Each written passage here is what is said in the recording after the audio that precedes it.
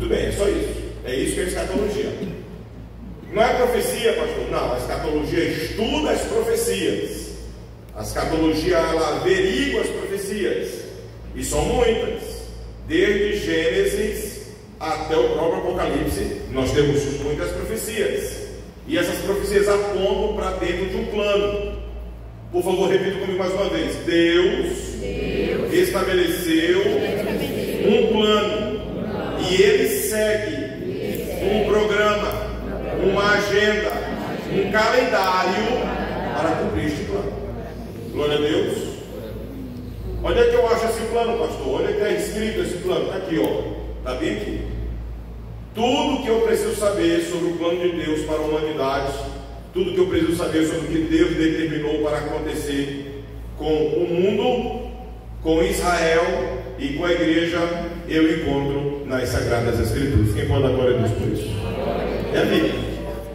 Nós não precisamos com que Deus em si não precisa com que algo a mais seja revelado. Tudo que nós precisamos saber, tudo que Deus compreendeu que eu seria capaz de absorver para entender sobre como vai ser o final dos tempos, você encontra nas Sagradas Escrituras. Não há uma necessidade de ter visão, de ter revelações extras, de tratar de qualquer outro assunto. Não há necessidade, pastor, não há necessidade.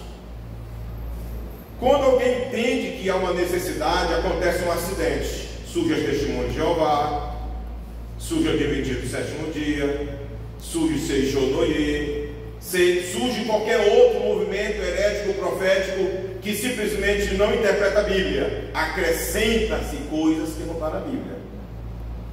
Acrescenta-se. Por exemplo, o fundador do Adventismo do sétimo dia, Guilherme Miller, ele profetizou 7 vezes o dia, a hora e o local onde Jesus iria. Você já imaginou?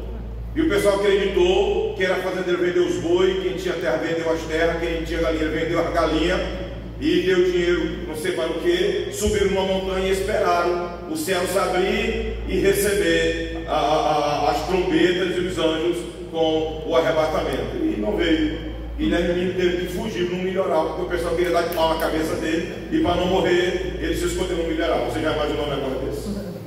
Por que ele foi vítima disso? Porque não entendeu a Bíblia. Por isso que esta palavra, saiba e entenda. E quem falou isso foi um ser celestial, foi um anjo, falou a Daniel. Daniel, lendo o livro do profeta Jeremias, encontrou uma profecia lá que ele não entendeu a profecia, e ele decidiu fazer um jejum de 21 dias, jejuando e orando, para entender o versículo da Bíblia. Repara meu negócio aqui. E como Daniel não se satisfez simplesmente ler, mas queria que Deus o iluminasse, Deus enviou a ele um mensageiro, e esse mensageiro revelou a ele muitas outras coisas que não estavam no livro de Jeremias, mas que se revela agora no livro do profeta Daniel, e nós iremos isso mais adiante. Muito bem, vamos olhar para outro ponto interessante. Eu estou aqui correndo, porque eu vou falar só de um assunto específico, mas para falar do assunto específico eu preciso dar aos meus irmãos uma visão mais dinâmica. Repitam comigo, a escatologia tem dois aspectos. O aspecto individual e o aspecto universal. A escatologia estuda esses dois aspectos: o universal, o tudo, e o individual, o que acontece com as pessoas. Quando eu trato da escatologia no aspecto universal, eu vou entender qual é a conexão entre o pecado e a morte, por que existe morte, o que é a morte. Aí eu vou descobrir que existe um lugar chamado morte, que existe uma criatura chamada morte, que existe um estado de existência chamado morte. Qual é o destino final do indivíduo? O que é céu? O que é inferno? O que é o seio de Abraão? O que acontece quando uma pessoa morre? Assim que ela morre, ela fica dormindo, ela fica acordada, ela se lembra do passado, ela sabe onde ela está, ela sabe quem está perto dela. A escatologia estuda isso. Julgamentos e recompensas. Na escatologia eu vou estudar o tribunal de Cristo, eu vou estudar as trombetas do Apocalipse, os selos, as taças, as iras, os ais. Eu vou estudar o grande trono branco que vai se manifestar no último momento da história humana. A escatologia universal estuda isso. Mas também a individual. A universal, o que é a a universal trata? O que esta escatologia universal trata? Ela fala sobre a restauração do reino de Israel. Quando trata da questão geral, ela vai estudar sobre o Estado de Israel. Vai falar sobre a parousia, ou a vinda de Cristo. Ela trata sobre a glorificação da igreja, as ressurreições e, por fim, o juízo final. Então vamos lá, quais são os aspectos da escatologia? Primeiro. Segundo. Mais uma vez, quais são os aspectos da escatologia? Qual é o primeiro? Individual. Qual é o segundo? Universal. Muito bem. Isso mesmo. Já aprendemos alguma coisa, já se decidiu. Ok, meus filhos? Para darmos continuidade e entender, é importante eu conhecer a aliança que Deus fez com Abraão. Gênesis 1, 2, 3, 4, 5, 6, 7, 8, 9, 10 e 11. Deus trata da humanidade como um todo. Quando chega no capítulo 12, o negócio muda. Deus decide, por conta própria, na sua soberania, escolher um ninguém no meio do povo idólatra para dizer: esse aqui vai ser meu servo, e a partir desse servo vou fazer uma aliança com ele incondicional. Lá estava Abraão e um dos caldeus adorando sol e lua, ele era o idólatra. Josué menciona isso. Deus chega para ele e diz: eu sou o Senhor Deus, Criador do céu e da terra. Tudo isso que tu pensa que é Deus são minhas criaturas. Quem fez fui eu sou teu Criador. A partir daquele dia, Abraão creu em Deus e nunca mais essa crença saiu dele. Deus lhe faz uma exigência: sai da sua terra, da sua parentela, sai da casa do teu pai, vai para a terra que eu vou te indicar, eu vou te dar esta terra, farei de você um homem muito conhecido, seu nome será exaltado. Abraão, meus irmãos, é um vulto da história universal da humanidade. Só de Abraão surgiu 3 religiões, quem sabe dizer? Judaica, cristianismo e islamismo. Muito bem, só de Abraão. 3 grandes religiões orbitam ao redor dessa personagem aí: os judeus, os islâmicos e os cristãos. Nós somos filhos de Abraão, segundo Gálatas. Todo aquele que crê em Jesus é filho da promessa, se torna filho de Abraão. Deus fez uma aliança incondicional com Abraão. Eu acho que vocês vão ver isso no capítulo 18 de Gênesis. Deus determina que Abraão traga alguns animais: novilhos, cabritos e pombos, aves. E Deus disse: parte esses animais no meio, coloca as partes de uma frente e de outra.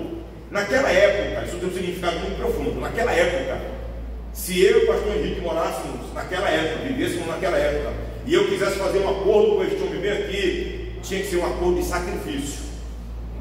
Chamaria as testemunhas, eu pegaria um animal, ele pegaria outro animal, em especial um animal caro, boi, cabrito, bode, e eu iria estabelecer o acordo.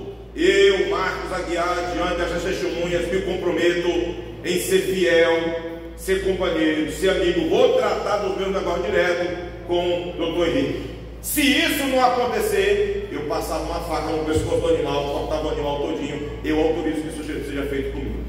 Do mesmo jeito, mestre Henrique faria da mesma maneira. Eu, Henrique, comprometo assim, assim. Se eu não fizer a minha parte, assim como se faz com esse animal, será feito comigo. Deus fez isso com Abraão. Pegou seus animais.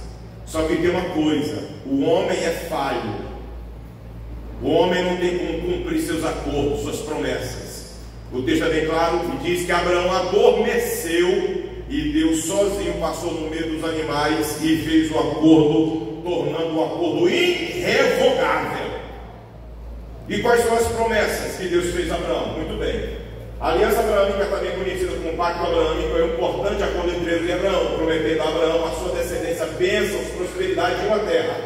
Essa aliança é crucial para a origem e entendimento do judaísmo, do cristianismo, servindo como fundamento para eles a relação entre Deus e o povo de Israel e a igreja de Cristo, também como exemplo de fé e obediência. É o indicador do plano de Deus para a salvação da humanidade. Repita comigo: aliança abraâmica estabeleceu uma terra e um povo. Por que vocês acham que até naquela guerra lá no Oriente Médio? Por que vocês acham que Israel não arreda um pau? E ela está pouco se lixando para o que as Nações Unidas dizem. Israel não arreda um pau. Israel já passou pelo menos 1950 anos espalhada pelo mundo, desde a era 70 da nossa era atual, espalhada pelo mundo, sendo coagidos, maltratados, chacinados, massacrados, humilhados de uma maneira terrível, sem nome e sem herança, até que Deus fez cumprir a sua promessa no dia 14 de maio de 1948, quando eles foram restaurados ali. E desde então, eles têm seu próprio critério de segurança.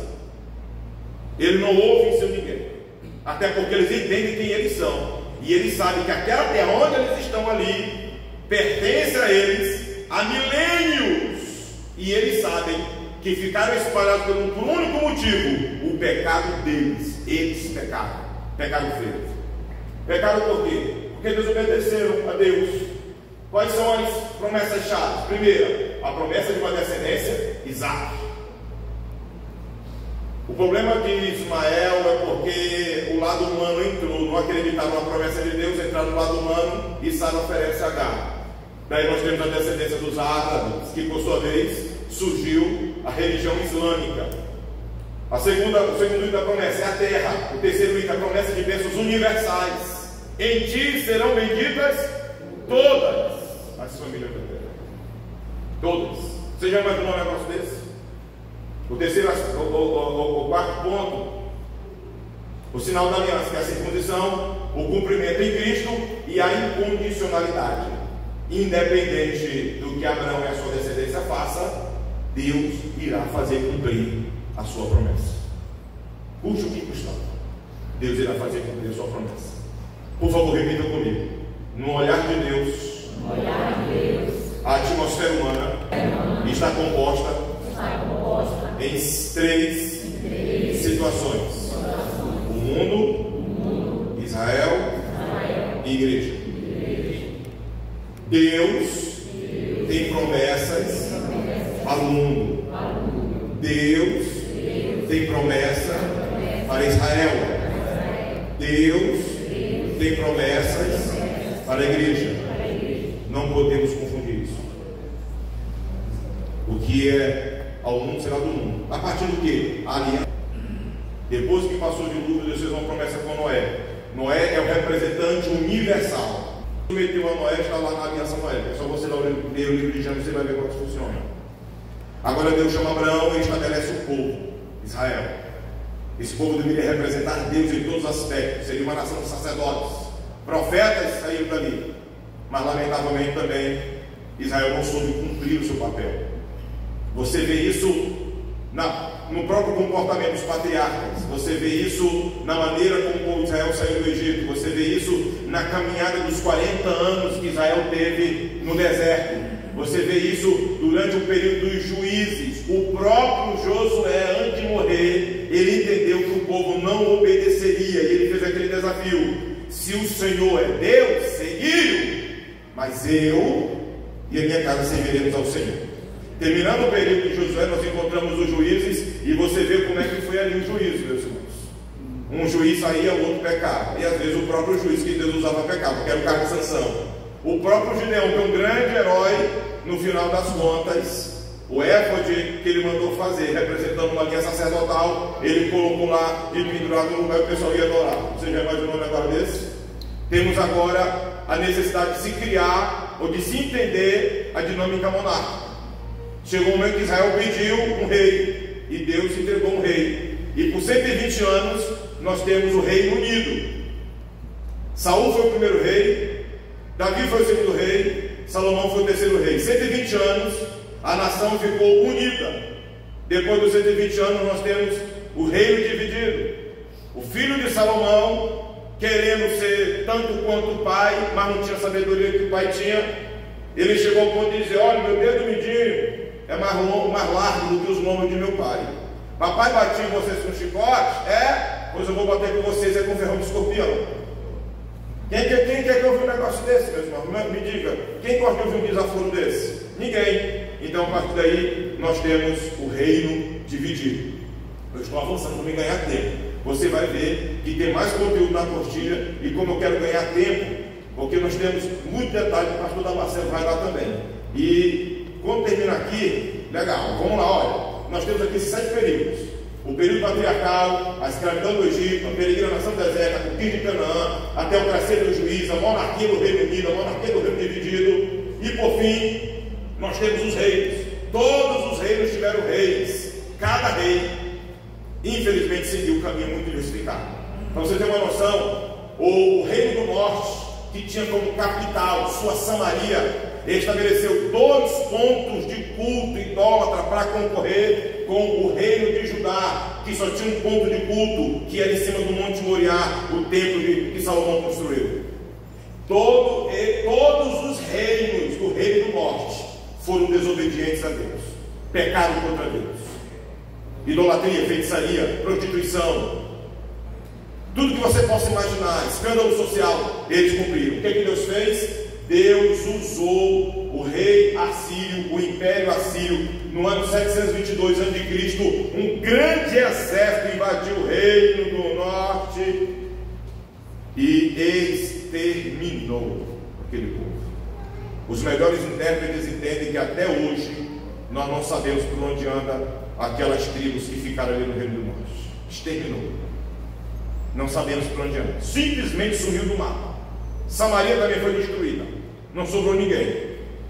O reino de Judá, nós temos vários reis. Eu dei a lista completa de todos os reis. Eu não vou tratar detalhadamente de todos os reis, mas está aí na apostila o nome completo, o período e tudo mais. Quais foram os pecados de Judá? Além de repetir os pecados do reino do norte, o reino de Samaria, o reino do sul, Judá, além disso, alguns reis queimaram seus filhos a Moloque. Acabe, Jezabel são representantes máximos da maldade que culminou devido à desobediência daquela situação.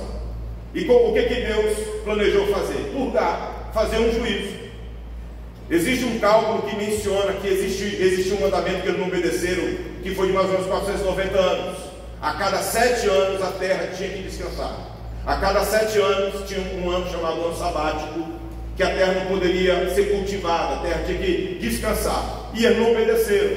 Então Deus usou esse período da desobediência para trazer um julgamento através da Babilônia.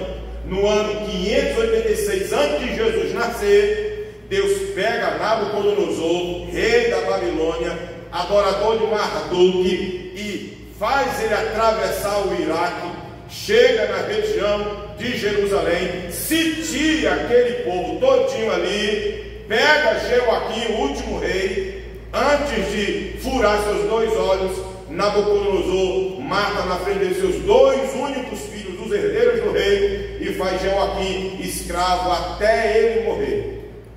Levou jovens, moças e rapazes competentes para a Babilônia, e nós temos um registro trágico de como foi essa invasão. Abra a Bíblia de vocês, por favor, se eu não estou enganado, é a 2 Crônicas. Todo mundo aí, rapidinho.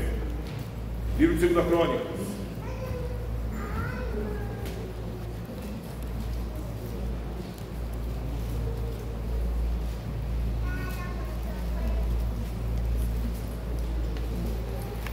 Segundo Crônicas 36,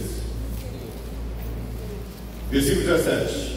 Segundo Crônicas 36, 17. Quem achou diz amém? Porque fez subir contra eles o rei dos caldeus, o qual matou seus jovens à espada na casa de seu santuário. Não teve piedade nem dos mancebos, nem das donzelas, nem dos velhos, nem dos decrépitos. Todos os deu à sua mão. Todos os vasos da casa de Deus, grandes e pequenos, os tesouros da casa do Senhor e os tesouros do rei, dos seus príncipes, tudo levou para a Babilônia. Queimaram a casa do Senhor, derrubaram os muros de Jerusalém, todos os seus palácios queimaram a fogo, destruindo também todos os seus preciosos vasos. E os que escaparam da espada levou para a Babilônia. Fizeram-se servo dele e de seus filhos até o tempo do rei da Pérsia, para que se cumprisse a palavra do Senhor pela boca de Jeremias, até que a terra se agradasse de seus sábados.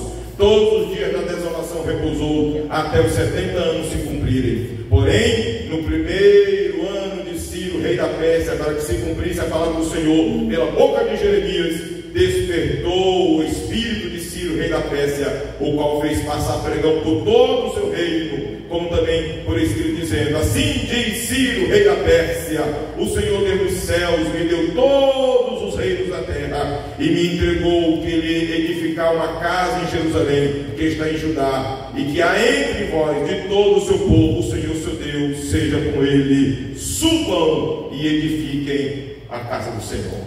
Aleluia. O profeta, meus irmãos, que mais tratou dessa questão, desse julgamento, foi Jeremias. O profeta Jeremias, o profeta Jorão, pregou 40 anos. Ninguém acreditou em Jeremias. Você já imaginou? Ninguém acreditou em Jeremias. Ninguém acreditava que a casa do Senhor pudesse ser destruída. Ninguém acreditava que o santo templo do Senhor, sobre o monte Moriá, o templo da presença de Deus, o local da Shekinah do Senhor, pudesse ser destruído. E aí prenderam Jeremias, maltrataram Jeremias, e Jeremias deu inclusive o tempo em que o povo ficaria escravo no Egito. Repita comigo: 70 anos. 70 anos. O tempo passou, as profecias se cumpriram, inclusive Daniel foi para lá, ele, Sadraque, Mesaque, Abednego, outros jovens, muita gente foi para lá, Ezequiel inclusive estava lá. E menciona-se que em um determinado momento Daniel, lendo os livros, se referindo justamente aos livros que antecederam a ele, ele entendeu que já estava na hora de se cumprir a profecia. Daniel entendeu, ele percebeu que os tempos que Jeremias havia tratado já era para acontecer, e nada. Por isso ele foi fazer a oração. Vamos avançar aqui no texto, avançar na apostila. Já deu uma palavra sobre o reino do norte, o reino do sul, o que é o reino dividido, está tudo na apostila, você pode ler. Eu tenho 50 minutos, estou dando a presente introdução para você ter uma visão geral da situação todinha, ok? Estão entendendo aí? Alguma dúvida? Muitas. Muitas.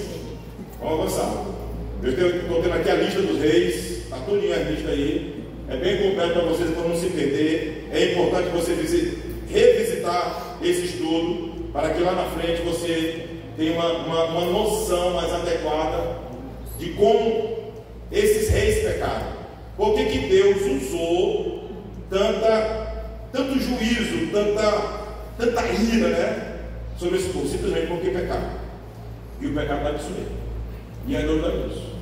Quero avançar aqui rapidinho. Daniel estava orando, meus irmãos. Orando, entendeu, compreendeu que esses pecados eram sérios. Por isso que a oração dele começa com perdão, peço perdão. Ele confessou como se os pecados fossem dele. Eu e meu povo pecou. É uma lista grande. Você vai ver que a lista aí é imensa. Vai adiante. Muito bem. Até que a gente chega nessa necessidade de compreender as 70 semanas de Daniel. Vamos abrir a Bíblia, por favor. A Bíblia em Daniel 9. Todo mundo, por favor, leia a Bíblia em Daniel 9. Versículo 27.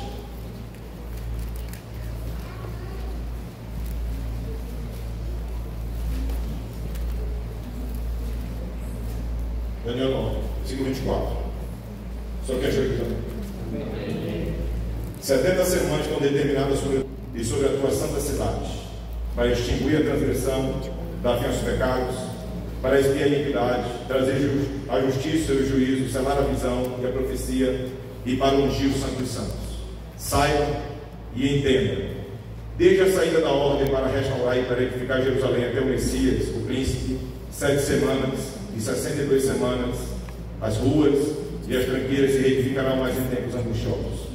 Depois das 62 semanas será tirado o Messias, e não será mais. E o povo do príncipe que há de vir destruirá a cidade, o santuário. E o seu fim será como uma inundação, até que o fim, e até o fim haverá guerra, estão determinadas assolações. Ele firmará um concerto com muitos por uma semana, e na metade da semana fará cessar o sacrifício, a oferta de manjares, e sobre as abominações virá o assolador. E isso até a consumação. e o que está determinado será derramado sobre o assolador. Por bem. Meus queridos, aqui nós temos uma chave profética. Não há como entender a escatologia, nem do Antigo Testamento, nem do Novo Testamento, se você não entender o que são as 70 semanas do Daniel. Deus estabeleceu um cronograma, um calendário, e isso envolve, em primeiro lugar, restaurar o povo. Ouçam isso. Mesmo Israel hoje sendo uma nação bélica muito poderosa, mesmo Israel hoje sendo uma nação autossuficiente, que por sinal sustenta mais de 50 países, ela sozinha sustenta mais de 50 países, com valores, com produção de hortaliças e muito mais, ela sozinha, mesmo assim ainda não é uma nação restaurada diante de Deus. Por quê? Porque simplesmente ainda não entenderam exatamente o que Deus quer. Hoje, nós como igreja, entendemos mais o quadro profético bíblico do que eles. Porque para mim e para você, nós entendemos que Jesus é o Messias, o Cristo. Para eles, o Cristo ainda está vindo, ainda há de chegar, ainda hoje eles esperam Jesus chegar. E essas 70 semanas menciona pelo menos 3 aspectos, 3 passos que Deus vai seguir para fazer cumprir a restauração do seu povo de Israel, porque ele precisa cumprir suas promessas feitas a Abraão. Ok? Vamos lá. Deus disse através do anjo que seria dado 70 semanas para Israel ser restaurado. As raízes canônicas dessa profecia estão registradas nas palavras escritas e históricas e proféticas das escrituras sagradas. Você encontra isso em Jeremias 25, 11 ao 12, Jeremias 29, 10 ao 13, 2 Crônicas 36, 20 ao 22 e Daniel 9, 20 ao 27. Esses textos estão aí, por favor, avalie depois. Nenhuma passagem do Antigo Testamento revela tanto os mistérios do projeto de Deus, ou propósito profético de Deus para Israel e as nações quanto o livro de Daniel. Em particular, a profecia das 70 semanas de Daniel, que do hebraico é Shavua, significa 7. Essa passagem histórica ou bíblica apresenta a chave cronológica indispensável para entender os passos, os eventos que irão acontecer. Deus vai cumprir tudo dentro de um evento específico. Existe uma cronologia das coisas que vai acontecer. Não vai ser algo assim esfarelado, não. Deus é organizado. Ele propõe pontos, capítulos, passos para que a vontade dele aconteça. A profecia diz respeito tanto ao início quanto ao fim da destruição de Jerusalém, desde a conquista dos babilônicos até o advento de Cristo, e define este período como os tempos dos gentios, depois do qual o tempo da restauração de Israel terá início. O que acontece, meus queridos? Quando Nabucodonosor veio com a Babilônia e entrou em Jerusalém e espatifou o templo, acabou com o culto, não teve mais o culto litúrgico como era visto no Antigo Testamento, iniciou-se o tempo dos gentios. Por que se iniciou o tempo dos gentios? Porque agora Deus vai trazer de uma outra maneira, através da igreja, a presença dele, deixando Israel temporariamente neutralizado. Profeticamente, Israel está afastado. Profeticamente, Israel está cega. Ela não consegue ver, ela não consegue compreender a importância da igreja, o crescimento da igreja. A própria pessoa de Jesus, Israel não consegue ver. É como se tivesse um véu sobre seus olhos, incapaz de interpretar o Novo Testamento e reconhecer na pessoa de Jesus o Messias, o profeta esperado, a raiz de Jessé, o rei prometido e esperado por tantas eras. E por incrível que pareça, ainda hoje eles oram pela vida desse Messias. Vamos aqui. Ela fornece um modelo profético para posteriores revelações escatológicas, como o Sermão do Monte, o Sermão do Dia do Senhor, feito por Paulo, e a sessão sobre a ira divina do livro de Apocalipse. Os autores do Novo Testamento usam a profecia das 70 semanas para predizer eventos futuros, de modo que nós também devemos interpretá-la desta maneira. Ok? Vamos lá. Tem aqui um quadro, gostaria que vocês olhassem para mim, por favor. É estranho, né? Pastor, que negócio é esse aí? Vamos aqui rapidinho. Vocês lendo lá, vocês vão perceber que o anjo, ele pega as 70 semanas, meus queridos. Ele pega as 70 semanas, que o total são 70 semanas, e divide em categorias: 7 semanas, 62 semanas, que somando dá 69. Esses dois períodos, para completar os 70, precisa de mais uma semana. Então nós temos primeiras 7 semanas. O que é isso? É equivalente, meus queridos irmãos, a 49 anos. Isso se refere aqui aos períodos que compõem o livro de Esdras e Neemias.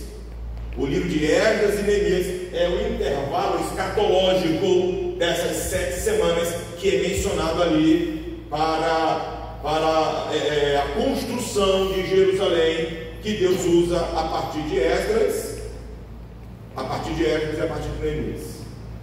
As outras 62 semanas, pastor, se refere justamente a todo o período, desde Esdras e Neemias até o momento em que Jesus aparece. Todo o intervalo conhecido como o silêncio profético.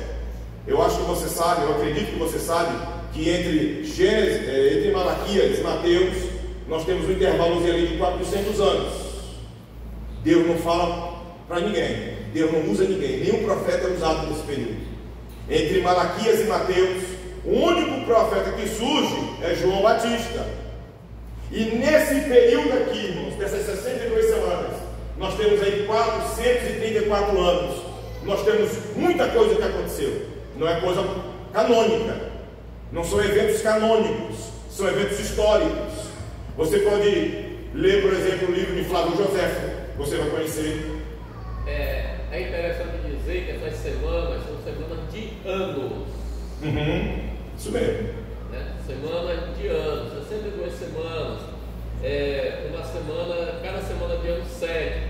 Aí multiplicado vai dar aí 490 anos. 434 com mais os 49 aí, né? Das primeiras 7 semanas. Isso. Não tem como destruir uma cidade do tamanho de Jerusalém em 490 dias. O grande problema da semana profética é pensar que é semana de dias, mas é semanas de anos. Semanas de anos. Por que semanas de anos? Levando em consideração que o Shavua, a palavra Shavua que eu mencionei, sempre é tratado 7 de anos. Anos sabáticos. De 7 em 7 anos a terra tinha que descansar. Como Israel não obedeceu o período de 7 anos de descanso, Deus então estabeleceu que em 490 anos a terra descansasse e não fosse vista de uma forma profética. É por isso que existe esse silêncio profético para Israel. Quando é que essas 69 semanas iria concluir? Olha só como é que Deus fez. Deus colocou no relógio dele e disse: daqui a 427 anos, é isso? 483 anos, daqui a 483 anos, o meu Messias será enviado. Se prepare. Na cara da leitura de Daniel 9, 22 ao 27, trata sobre isso. O Messias vai estar no palco mundial. Ele vai estar presente, só que ele será removido. A questão é que, ao ler aqui essa definição de Daniel, olha, leiam comigo, por favor, Daniel 9, mais uma vez, leiam comigo aí, Daniel capítulo 9.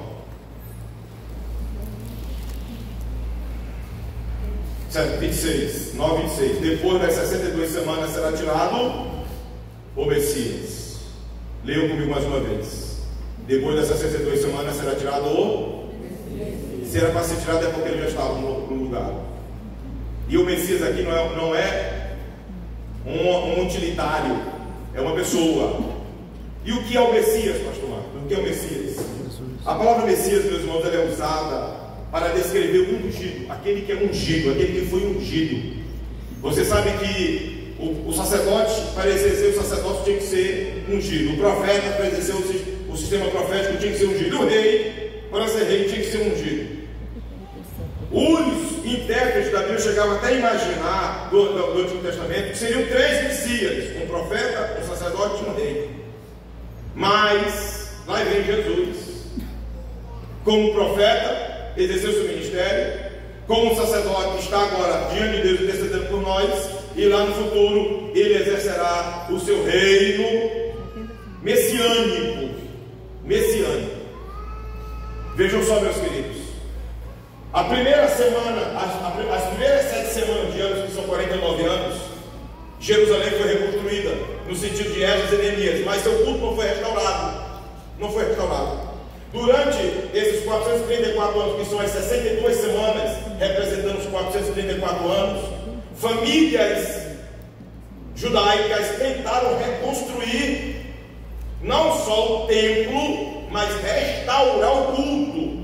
Nós temos aqui, por exemplo, um homem chamado Simão Macabeu. Alguém já ouviu falar aqui de Macabeus? Sim. Pastor, isso não é um livro apócrifo? Sim. Ouça bem. 1º e 2º Macabeus é um livro apócrifo no sentido canônico. Ele não tem doutrina. Ali você não vai encontrar ensinamento espiritual de maneira nenhuma, mas encontrará informação histórica.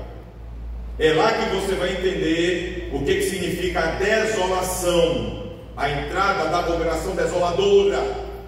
Quando Antíoco Epifânio ele entra no templo semi-construído, ele mata um suíno lá dentro, ele mata um porco, ele derrama o sangue do porco sobre o altar, das entranhas ele tira as fezes daquele porco e impregna todo o ambiente, contaminando o templo do Senhor.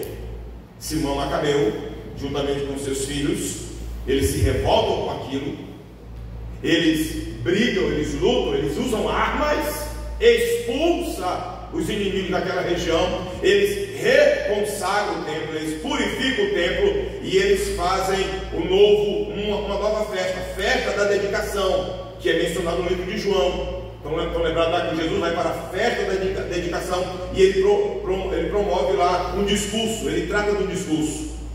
Depois desse momento, Jesus já está no palco. A primeira fase das 7 semanas se cumpre, a segunda fase das 62 semanas se cumpre, e nós vemos isso quando?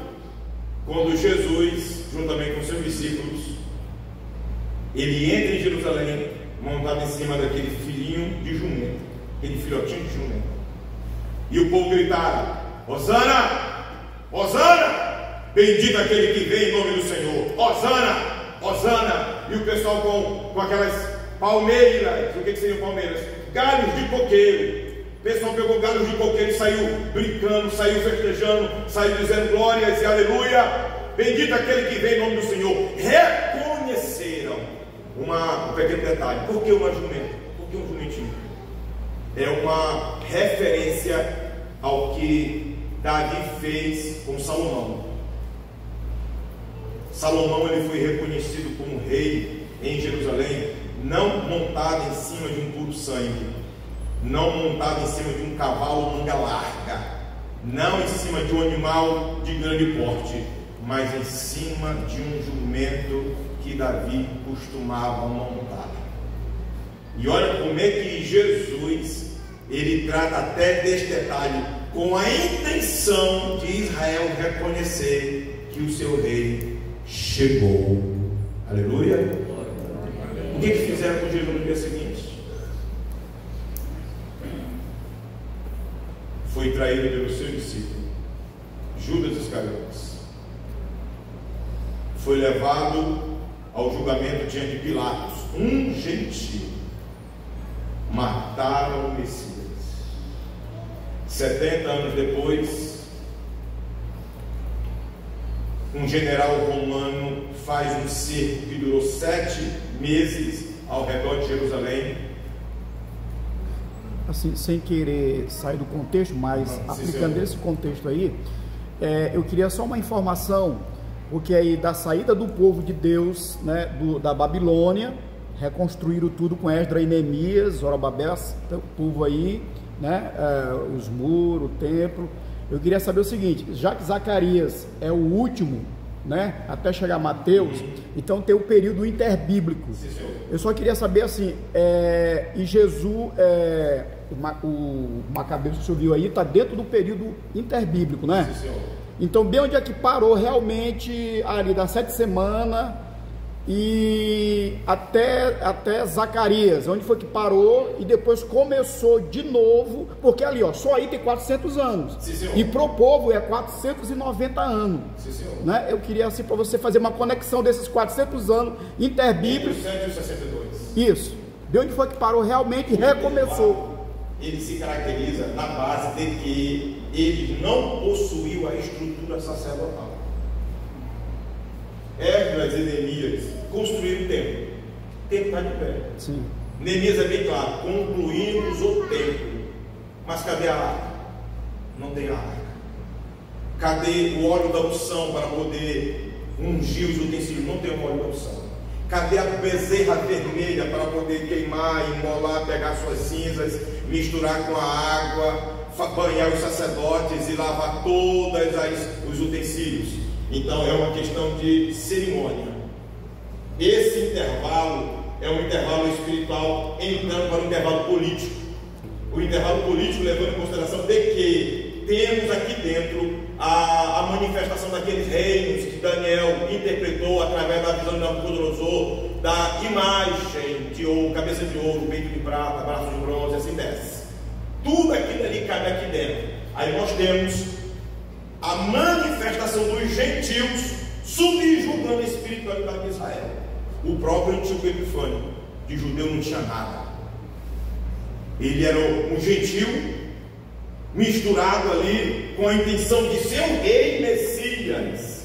E todo esse intervalo político causou um grande dano. Um grande dano. Tanto é que quando você lê Mateus, João 10, Jesus menciona, como eu sou pastor, outros vieram antes de mim. Eu sou um pastor. Outros vieram antes de mim. Quem são esses outros? Se refere a todo esse poder político que tentou subjugar Israel nesse período terrível. Então, esses 400 anos não estão dentro das 70 semanas, em hipótese alguma. Estão contabilizados. É isso que eu queria. Está tirada a dúvida. Estão contabilizados. A divisão é só essa. 72, tá bom. A reconstrução prévia. As 62, que são as 434 anos, por conta de toda essa bagunça de reinos e confusões e impérios, Medo-Persa, Assírio, vai embora, justamente para preparar Israel. E outras questões, humilhar Israel. A intenção era humilhar Israel. O que aconteceu com Israel? Durante 2000 anos foram preparados para receber o Messias. Não reconheceram o Messias. O que fizeram com o Messias? Mataram o Messias. Mataram o Messias. E por conta disso eles foram postos de lado. E Deus, no meio disso, levanta a sua igreja. Só quem é a igreja da glória a Deus aí? Levanta a sua igreja. E atenção, olha bem. Quando Jesus morre, na hora que Jesus morre, Israel é posta de lado. Israel sendo posta de lado, inicia-se a dispensação da graça, ou também chamado Era da Igreja. Com isso, criou-se um estancamento. Deus parou o seu relógio profético. Tudo aquilo que Deus deseja cumprir para Israel está agora estancado, está parado. Espiritualmente Israel está isolado. E o papel que Israel deveria cumprir, quem está cumprindo hoje é a igreja. Em que sentido? Nós somos os sacerdotes do mundo. Nós levamos o reino de Deus ao mundo. Nós pregamos a palavra do Senhor ao mundo. Mas até isso haverá um tempo. Quando o tempo da igreja parar, aí o relógio do Senhor vai continuar. E as 7 semanas que faltam, dos 70 semanas de Daniel, a última semana que falta é justamente os 7 anos da grande tribulação. O que nós entendemos? Só está faltando isso, meus irmãos. São 70 semanas de anos, beleza. 7 semanas já se foram, 49 anos. 62 semanas também já se cumpriram, que são os 434 anos. Jesus foi rejeitado. O relógio profético de Deus estancou. Está agora olhando só para o que a igreja está fazendo. Mas a própria igreja também já está concluindo o seu tempo.